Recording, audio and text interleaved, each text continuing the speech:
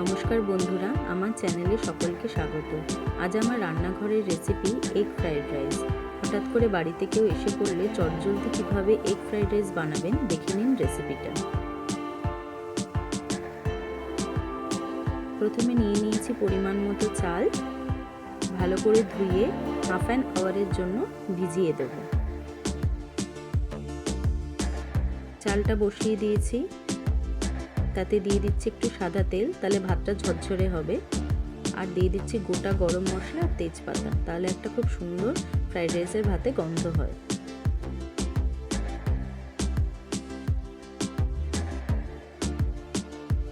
ভাতটা রেডি হয়ে গেছে, এবারে জলটা ঝরিয়ে নেব।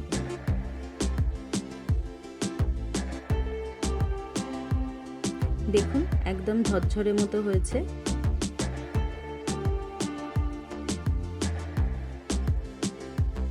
কড়াই নিয়ে নিচ্ছি অল্প করে একটু সাদা তেল, তাতে দিয়ে দিচ্ছি ডিম। প্রথমে ডিমের ভুর্জি বানিয়ে নেব।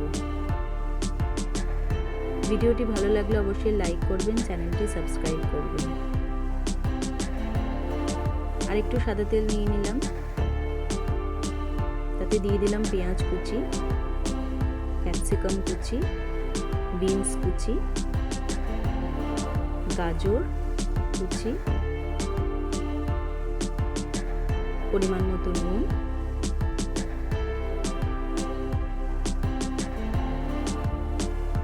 এবারে রাইসটা দিয়ে দেব। ভালো করে হালকা করে নাড়তে হবে, বেশি জোরে জোরে নাড়া যায় না, ফ্রাইড রাইসের চাল তালে ভেঙে যাবে।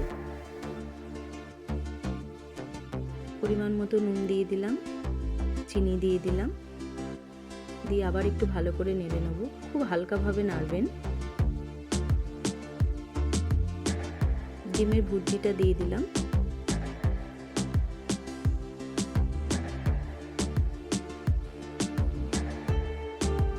দিয়ে দিলাম ফ্রাইড রাইস মশলা, গোলমরিচ গুঁড়ো,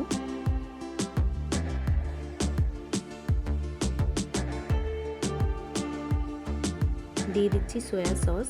সয়া সস দিলে ফ্রাইড রাইসের একটা আলাদা টেস্ট আসে আর কালারটাও খুব সুন্দর আসে। ভালো করে হালকা করে নেড়ে নেব। ব্যাস, ফ্রাইড রাইস রেডি। এবার পরিবেশন করে নেব।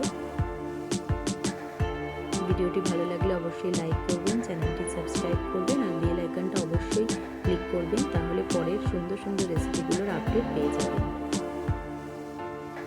তাহলে নমস্কার বন্ধুরা, আবার দেখা হবে অন্য কোনো রেসিপির সাথে।